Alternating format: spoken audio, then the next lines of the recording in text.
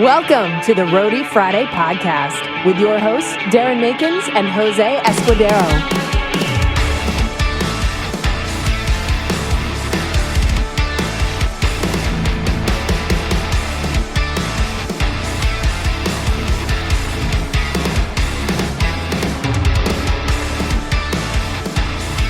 Jose? Hello. Doing the thing. Yeah, we're doing the thing finally. Dude, I'm in Florida right now, and it sucks. Oh, I'm in Vienna right now, and it doesn't suck. Dude, I'm so jealous. So how's your tour been so far? It's been pretty cool out here. Just checking out all these countries I've never been to. The tour's been great. Alter Bridge has been great. Mark has been great to work with. Yeah, it's just been awesome right now. Are you you're just teching Mark, like you're not doing Miles or Brian? Yeah, it's just Mark. Miles and Brian have this other tech, Dave Pate, working for them. Oh, I know Dave. He does Candlebox too. Yeah, he does Candlebox. I think. Yeah, hell yeah. It's a rad dude. He used to do. I met him for like 5 minutes. Joe Bonamassa. Dude. Oh, at Blue Ridge? Yeah. I met him for like 5 minutes at Blue Ridge because I think when you were working for Seven Dust, I think Candlebox was doing the same stage that day. Yeah. Yeah, they were. They were on before we were. Yeah. Yeah, man. This Trinity of Terror tour is something else for sure. I bet, dude. Three headliners. 3 headlines. We're all sharing production. We're all like, yeah, it's we're all sharing production. We're carrying like $1.5 million worth of shit. So it's like, whoa. Yeah, we have like 5 buses, 4 semis. Cool. Yeah, that's not far off from what we're doing. I think there's 3 bands and there's 4 semis and like 5 buses. Sick. Yeah, it's pretty. It's a lot.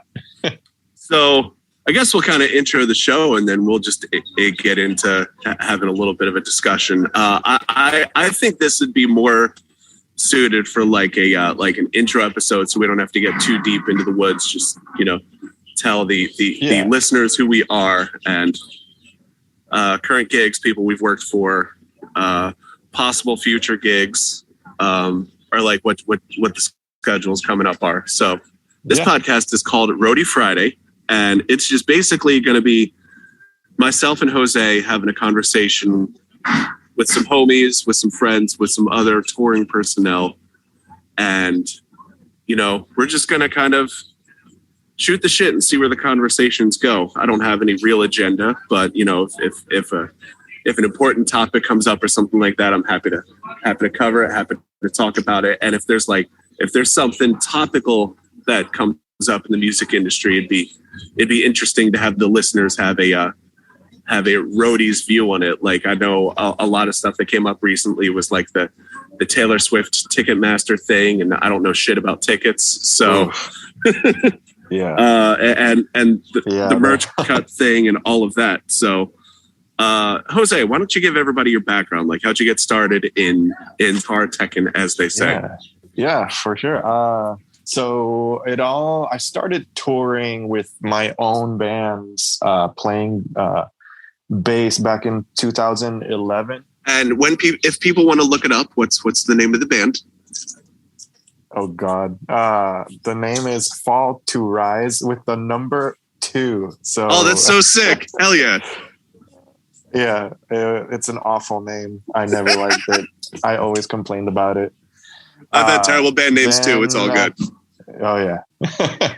So that's when it all started. And I just kind of fell in love with the road and the nomadic lifestyle.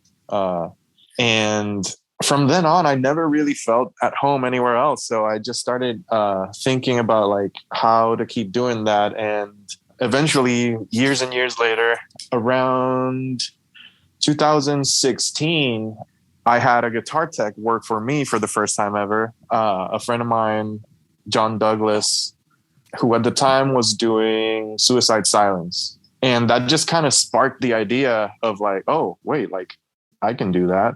Like I know back then I was like, I know a little bit about guitars and how to work on them. And this could open new avenues for touring outside of just being a musician. So, just like 2 times the chances of being on the road. So I started doing, research and practicing, and I did an apprenticeship, a short apprenticeship with a friend of mine in Round Rock, who we all call Dr. John, because he's the guitar doctor in Austin. And yeah, I came up to him with the idea, hey, I want to tour more, but I feel like I need more knowledge in the subject to reinforce or kind of confirm that I was doing things right. And I did that for a little while. And lay down the foundation, dare I say. Yeah, exactly. Lay down like a proper foundation, not just me guessing around, cutting wires and shit. And then to get some like real world, live gig practice, I pitched my services to local bands in Austin for $20, like $20 per show for the whole band. I'll be your guitar tech, just something to cover gas and maybe some food. And I did that for like 4 years. And, but the focus of that was to show up, like when there were touring bands on the show, I would, kind of like, show up with the band that hired me for $20 and then, just kind of like get into conversations with the touring bands. Like, hey, like I'll change your strings for free. I'm here, like, just to kind of get conversations going, start meeting people. At the time, I was also playing in a band. So I was traveling a lot to California to play with a band called The Mirage Theory. So over there, in California, I also met a bunch of touring personnel and crew guys. A friend of mine, Ernie, who was drum tech for Chelsea Grin at the time. He's playing drums for Suicide Silence now. Okay. And, just met a bunch of people, did a bunch of networking. And then one day I got a text that Seven Dust needed a guitar tech immediately. And 2 days later, I was on a plane to Ohio to meet up with them. Made 3 shows into their tour. Hell yeah. I guess I wasn't working out with their tech. Oh no, yeah, it was actually, from the stories I've heard, it was pretty awful. He showed up for Rocklahoma 2021, I think was that show, and they immediately regretted hiring him. So he did another show, and then I came in for the 3rd show. My first show was at the Agora in Cleveland, and Mark Tremonti was actually opening for us. Yes. Okay. I do. I think I remember that tour. I didn't actually go to it, but I think I remember that tour. Yeah, I think it was just, if I remember correctly, it might have just been the 2 bands, just Tremonti and Seven Dust. I mean, those 2 bands alone can sell a fuckload of tickets. So yeah, it was really cool. That was my first bus tour, so it was pretty cool. And just to meet guys like Mark Tremonti and Clint Larry for the first time was pretty awesome. I've never met Mark, but I know Clint's a complete badass, absolute brilliant guitar player. Because I subbed for you for a gig for a couple months ago, and honestly, it was probably one of my favorite gigs, even including my current one. I'm not meaning to shit on ice. They're absolutely fantastic. No. Of course, no. There's good gigs and there's cooler gigs. Yeah, exactly. So for the listeners, my history, I tried to go the musician route first. So I went to Full Sail, as did Jose. We both have useless degrees, and yeah, it set a good foundation for understanding signal flow and learning how to solder and stuff like that. Moved home, ended up getting real jobs and working real jobs in factories, grocery stores. I was a butcher at one point. You name it, I've pretty much had the job. And fast forward to 2019, the company that I'm working for at the time loses a contract, and I was the 3rd shift supervisor for the company. So they decided to eliminate their 3rd shift, which meant I was laid off. And I don't know if it was like a quarter life crisis or something, but I just kind of went, I spent all this money on a degree. I've been a musician for years. The musician work route is clearly not working. Why don't I try teching? And so I did I did something that I would highly recommend people don't do. which is I just started hitting up literally everybody that I know saying, hey, do you need a tech? Hey, do you need a tech? And I will fully admit that at one point in my career, I was that guy. But I actually, I got a response at one point. And they were, it was a band that we both have worked for, Nonpoint. And they just said, yeah, 2 tech, we need a tech in 2 weeks if you think you can do it. I'm like, yeah, let's fucking go. So 2 weeks later, I was on my first US tour, and they liked me so much that they kept me around for a second tour. And the first tour was a headline, and it was the tour where Aru from Machine Head and Il Nino was the lead guitarist. Okay. And he's the one that I credit as the guy that really like was he wasn't hard at all, but he was the one that was like really on me to make sure that guitars were in tune, because it was even touched in Evertune, and he also used a Floyd. Yeah. So it was a Floyd Rose that had a tremolo installed on it, so it wasn't like it was a Floyd Rose, but it didn't have the floating bridge. So like I could take all the strings off if I wanted to, but I wanted to treat it like a real Floyd Rose, so I never did.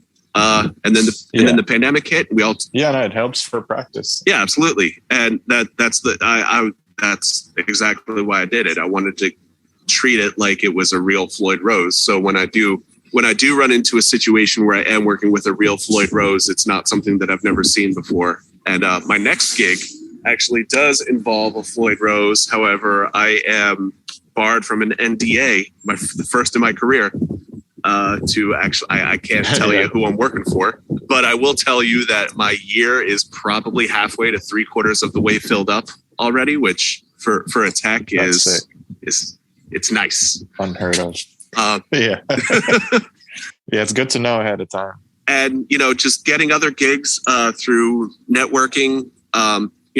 When you're out on the road, you talk to other crews, you talk to other crew members, you talk to other band members, and you also show them what you can do, but not in an assertive. People take notice, especially in the live situation, about how you conduct yourself and so on and so forth, and how well you do your job, and people notice it. And when the time comes for another band that you might have toured with at one point to say, hey, what about so and so? Yeah, situations like that will definitely lead to more gigs. Yeah. So what is the thing that kind of made you realize that this is something that this career is something that you wanted to do? For me, just being able, I'm still a musician at heart, as we all are, and being able to, being able to make the music happen is kind of my number one inspiration. The same way, on stage, you make that crowd happy to see you. It's a blast, seeing the fans, having a blast. Honestly, my favorite tour so far was when I went out with A Day to Remember, and just seeing those crowds go crazy was one of the best experiences that I've ever had.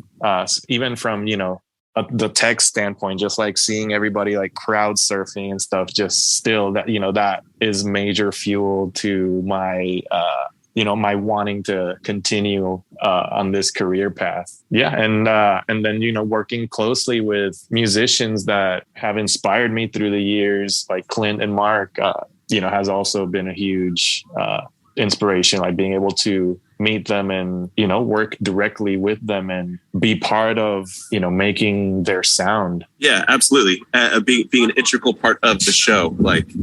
I know that everybody knows this, but without people like us, the show doesn't happen. I'm sure it could, and I'm sure a band could set up their own gear, but it's it's definitely a luxury to have people like us. Yeah, it sounds like an exaggeration, but when you see how much happens, before and during the show that people don't see, it's for one person to have to do all that, on top of performing, I'm sure it could be possible, but I can't. It'd be so difficult in cases especially Clint and Mark's case.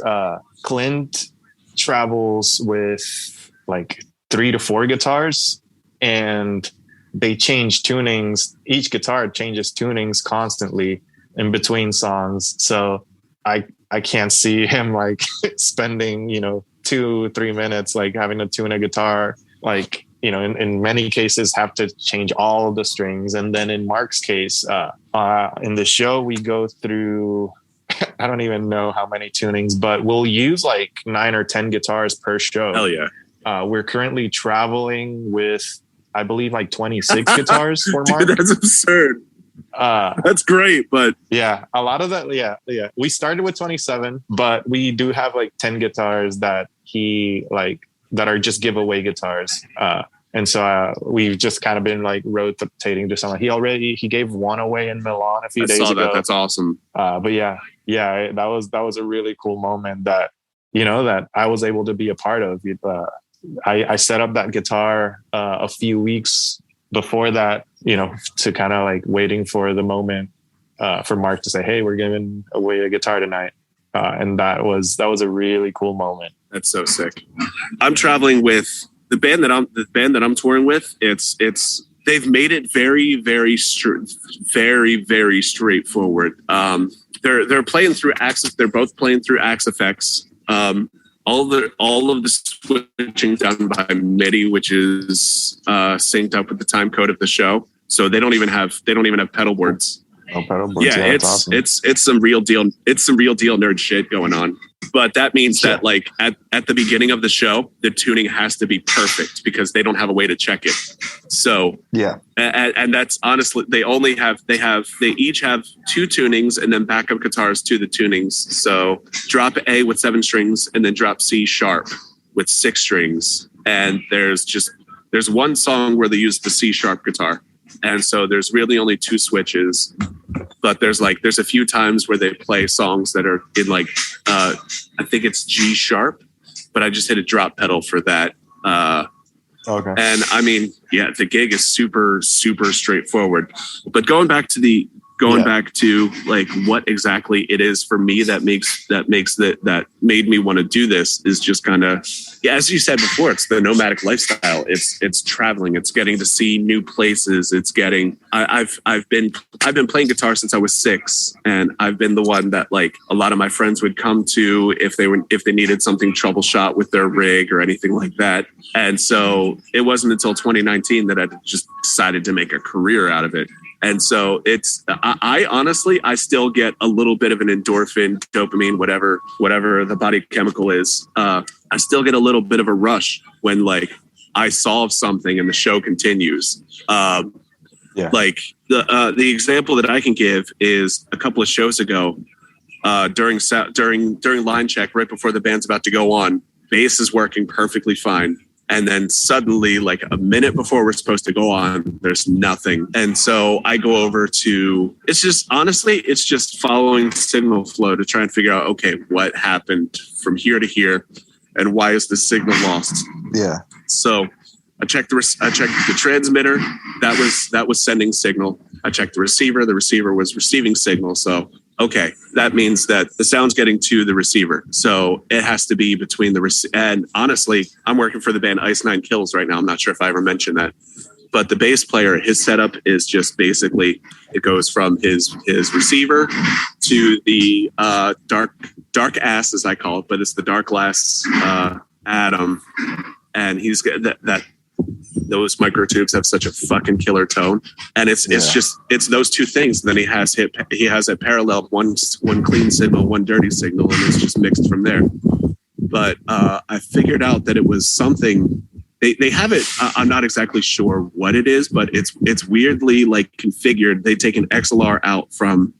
We're about to get into some nerd shit here, but they take an XLR out from the receiver. And they do like a dongle so that way it plugs into the 1/4 inch of the, it's a tuner and then the dark glass. But the tuner wasn't receiving signal. So I'm like, sweet. So it's somewhere. Oh, it's somewhere. Right. It's literally, it has to be this one thing right here. So then I ran to my tech box. I always keep extra patch cables and I always keep extra instrument cables. So I didn't want to figure out the dongle. I didn't want to try and trace the dongle because I didn't know how long it was and where the connection was. So I just unplugged that and plugged into the unbalanced out of the transmitter and plugged that into his tuner. And I mean, we were about a minute into the show at that point. So unfortunately, we had a minute's worth of no bass. But then as soon as I plugged that in, you just hear the boom. And I'm like, and I just inside I go, hell yes. Like, hell, as our a mutual friend and colleague Cody would say, hell yeah, girl. Hell yeah, girl. Hell yeah, girl. Yeah, we got to get him on at some point. He's the best. Yeah. So yeah, it's the problems. It's the constant challenge of problem solving, and it's working because when you're touring at a certain level. We can have on any show, we can have anywhere from 20 to 20 loaders. There's some shows where if you're working arena, local people just coming and helping. And it's the fact that I get to talk to all these people every day and get to meet new people. It's pretty fucking cool. Yeah, that's cool too. And there's a while, actually, I think it was my first tour back from COVID. I'll share this story. There was a loader in Tucson. I think it was this venue called Encore. And he was helping us load. And he just starts asking me, like, how do I get into this? How do I start touring? And I said, do exactly what you're doing. And that's the advice that I give people. Don't do what I did. And just start emailing and texting everyone that you know. Just, network with the touring crews that are coming by and, let it be known without being pushy that you want to start touring. And yeah, there will be a situation, and also let people know what you're confident in. Like if you're a venue LD, let people know that you want to start touring as an LD. So this guy tinkering with his bass, start fixing it up and start working on his luthier skills, and soldering definitely helps as well. Yeah. So fast forward to, I think it was a couple months ago, I gave him my Instagram handle and I was like, here, find me there, stay in touch.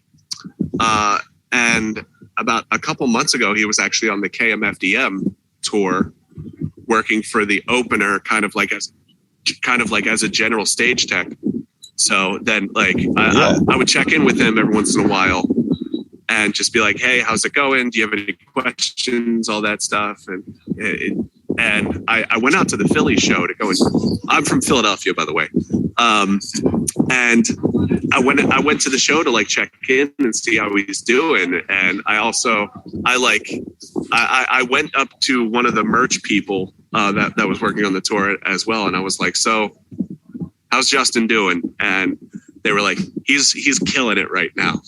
He's doing such a fantastic job. And, it was a smaller tour. So he was definitely a little overloaded on responsibilities, but they said that he was doing really well. That's really awesome.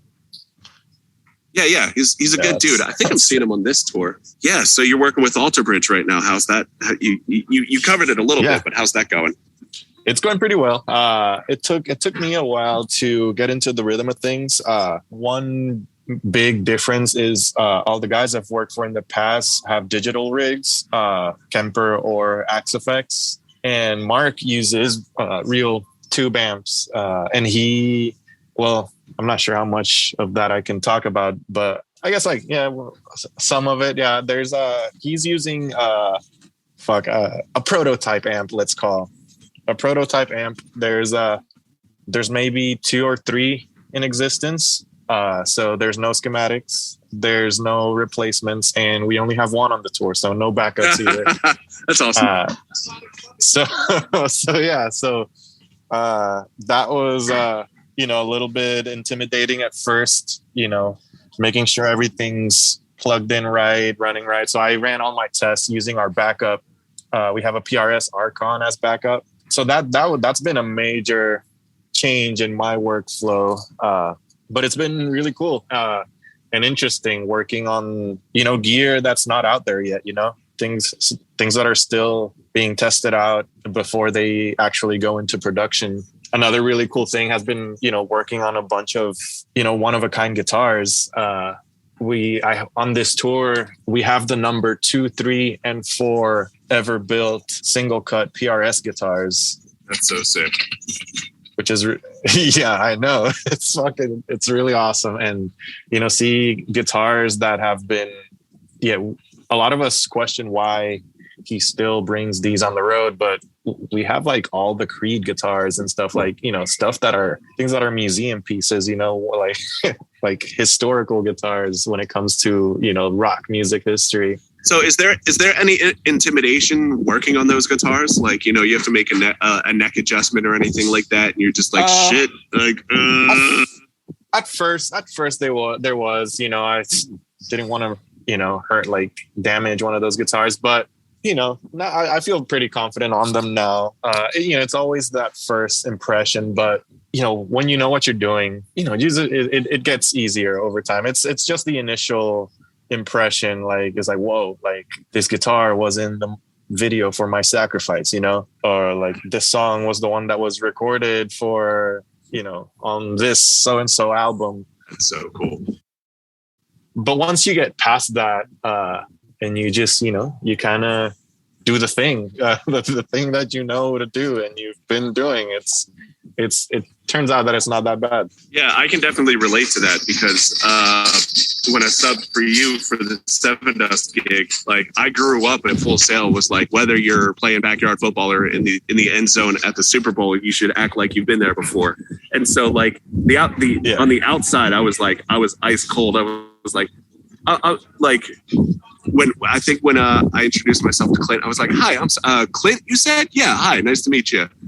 And Clint, but like, nice. But like, I fucking obviously know who those guys are. I've listened to Seven Dust since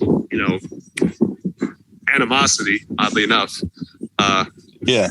But yeah, so I definitely can relate to that because, touching the actual Clint Lowry signature guitars, I'm like, Darren, if there's ever a moment where you need to prove that you know what you're doing, now's the time. Yeah, right. Yeah, that's a huge thing with me. When I first met Mark, was on my first Seven Dust tour, and it was me and Mark's band, E-Rock and Tanner. Yeah. We were just like in the parking lot of this venue playing disc golf. And Mark just walks up and joins us, and he just introduces, "Hey, I'm Mark." And I'm like, "Oh yeah, hey." On the inside, it's like, yeah, I know that. Yeah. I know who you are. And yeah, like, and we've seen each other a few times after that. And now we see each other every day. But yeah, I do still feel a little bit of that. When I was initially learning to play guitar, he was one of the people that I learned a lot from, listening and learning Alter Bridge songs. And a lot of the things I still do in my playing are very influenced by him. So that's actually, yeah, it's pretty cool. During line check, like right before the band goes on doing line check, actually the riff from What If is the riff that I play in front of the crowd.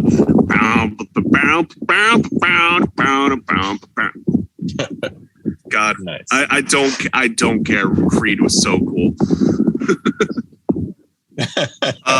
So do you have any future gigs you can talk about? Like what does next year look like for you? A lot, as with many of us, a lot of things are always up in the air. I've got three possible tours, one offer. Yeah, I guess like the one I can talk about is like which I believe to be the most likely is just the US leg of this tour. Hell yeah. Yeah, because things are going pretty well. And as far as I know and heard, Mark isn't someone who likes changing guitar techs often. There's only been a handful of people in my position. So I'm kind of expecting to be on that tour. I believe there's 2 more legs, both in the US. That's sick. Yeah. My NDA offer has given me basically the whole year out for 2023. And I've got some people. Yeah, dude, it's unreal. And I've gotten some interest and some reach outs, just people asking if I'm available next year. And this was before I booked the NDA gig. And that's how I'm going to refer to it from now on, as the NDA gig. Yeah, the NDA gig. It's a good way to refer to it. I'm sure if I like post on socials like, hey, I happen to be in this town today, then you'll be able to figure out who it is. However, I can't be the one to directly say it. Which I get. Like, I really don't want to go into it anymore because there's so much that I can't talk about. But I've gotten some feelers and some interest from people saying like, hey, are you available? And it was before I booked that gig. It was like, I mean, I'm kind of wide open right now, but then I booked that, and now I have to kind of tell these other people like, hey, so about that. I'm in a very fortunate place where I have a non-touring job as well. So, I'm not reliant on it, which is a good position to be in, because, I know what it's like to be in the position to where a tour ends and you don't have any work coming up and you don't know how you're going to pay your bills. Yeah. So, yeah.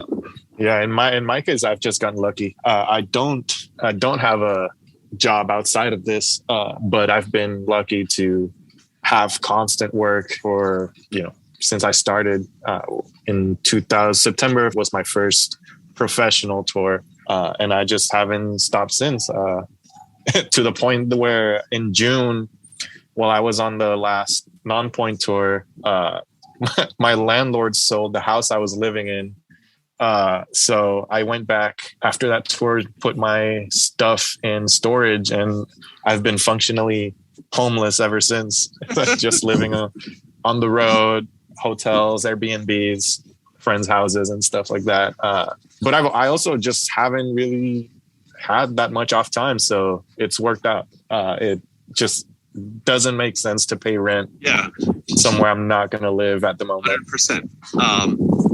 And it's like, I don't know how you do it, but it always seems like the tours that you work like just happen to align perfectly, where it ends this day, you have 2 days off, and then your next tour starts. For me, every single offer or every single like reach out that I've gotten was like, hey, are you available for this? And it's like, man, I got one more week of tour left. Oh, yeah, I've had those. There's another person that I'll tell you privately, but there's another person that reached out like before this tour. Okay. And then the offer was, I don't want to say rescinded, but it was just like, hey man, so management says no, sorry. And that's like, I'm not that's the cool thing about not being dependent on it, is just like, if you want to hire me, fine. If you don't want to hire me, fine. Yeah. So then I'm out on this current tour that I'm working right now. And it's my first headline, or it's my first arena tour. And dude, catering fucks so hard. Like, it can. Yeah. You're right. Man, sometimes it sucks. Yeah. But just like, I don't have to walk 5 blocks to get a meal, but like, oh yeah. So, yeah. And the amount of money you save is, I mean, there's no buyout, but you don't have to use your PD. I still got my PD, and like, I haven't spent any money on this tour. Yeah, no, it's great. A week into this tour, this same person reached out and was like, hey man, I could really use you out here. And I'm like, I see through on my commitments, for better or for worse. Yeah. I've committed to something, because I don't ever want to build the reputation of being the guy that quits mid-tour or will walk out on a tour. As much as there's been several situations where I've wanted to, I don't want to have that reputation. Yeah, no, and I've been in that position too, and it's not something I could do. I had a situation where I got into the tour. We were there for the first day of rehearsal, and I got an offer for a higher paying tour to leave, like immediately leave that day. And I told him, hey, I can't. I'm already here. I know. At pre-pro. I know this situation. I was there. Yeah, you were there. You were there. And I was like, sorry, I can't. It's because and they asked me again. They asked me again too. And like that's like, it's all good. Like it'll be great. We'll pay you this much. And I'm like, I'm sorry. I'm already here. I'm not gonna leave these guys hanging. Yeah, exactly. And in a business like this, your reputation is your livelihood. So whether you're easy to work with, I like to tell people that your technical skills is what gets you the job, and then all the other stuff, your personality is what keeps you there. Yeah. So like if you're really good at replacing necks, or if you're really good at swapping out tubes, whatever. If you suck as a person, I don't know if I'm ever going to be a tour manager, but I'm definitely not going to hire you again. Like I'd much rather take a chance on somebody younger who's willing to learn, who has a good personality, than somebody who just sucks.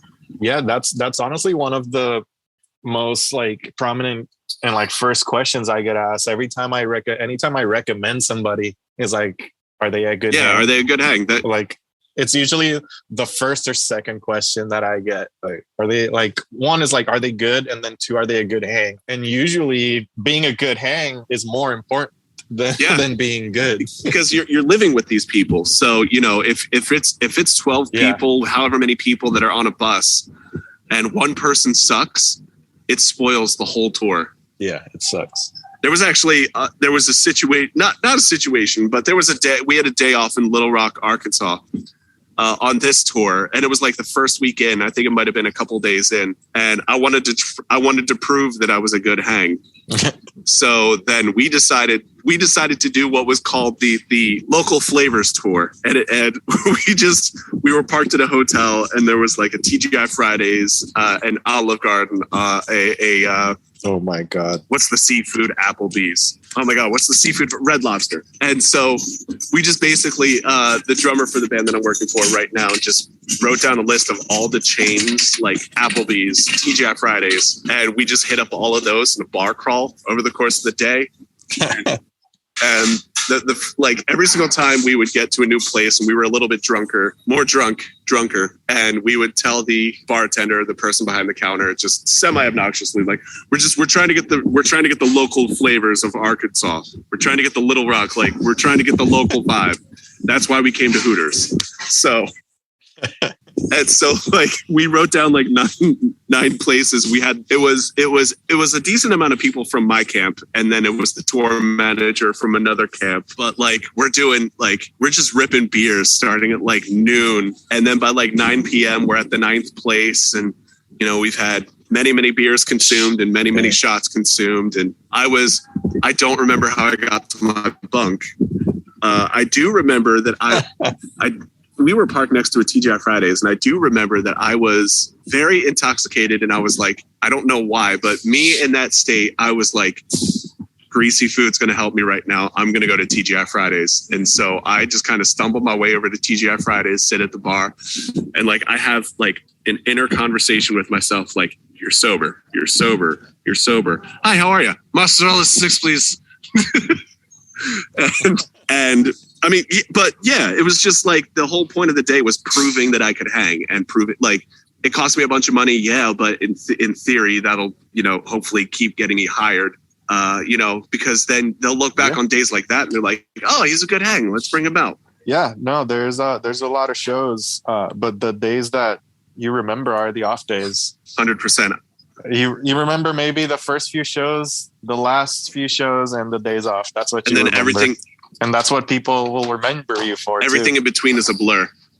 Oh, yeah. Yeah, no, I didn't even realize we crossed the halfway point of this tour. I don't know, sometime within the last week.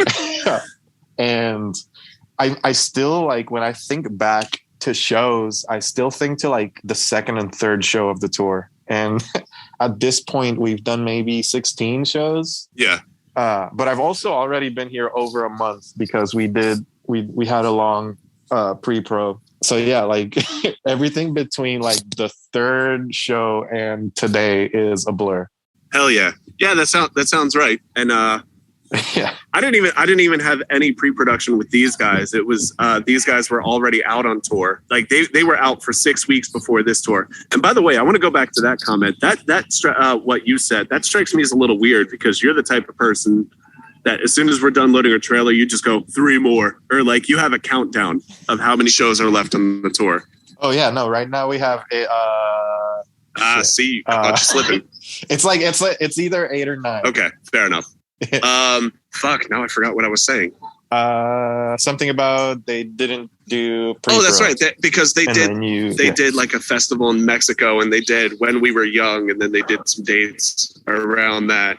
And then I show up in El Paso, and to no fault of the tour manager, it's actually probably more my fault, but I didn't reach out and just be like, hey, what kind of gear are you guys using? What's anything like that. So I went in day one blind, and it was fine. Like as soon as I realized what kind of gig, it was just like, it's 2 Axe effects and a dark ass. It's lit. You can't get any more simple of a rig than that. I'm not responsible for any of the patches because that's all the playback. The playback tech takes care of that. So if something's going wrong with the patches during the show, or like the lead patch is on or something like that, I just go, well, at least the guitars were in tune. Yeah. Yeah. All right. So do you have any final thoughts or anything that you want to wrap up this episode with? Final thoughts. I don't know. We covered so many, like the very top layer of so many different topics. I was actually just thinking that like it turned from an introduction to us into an introduction to like a lot of the things that happen in touring. So yeah, I guess like that's what I like. That's what I like about the podcasting format is that you can start with an agenda, and then wherever the conversation goes, that's just kind of where it goes. Yeah. We could bring somebody on and then have the intent to talk about their career as an LD or as a front of house, and then for some reason we just spend a half hour talking about Sonic the Hedgehog. Like, it is what it is. That's the conversation that came out. Yeah, I guess so. I don't know why I thought of Sonic the Hedgehog. This was cool. Yeah, absolutely. No, I guess like final thoughts. No, I'm excited for you for that gig you have, and for your NDA gig, and I'm excited to continue on my own tour through Europe. We have another. We're done December 12th. Dude, so am I. A few more days here in Europe, and sick.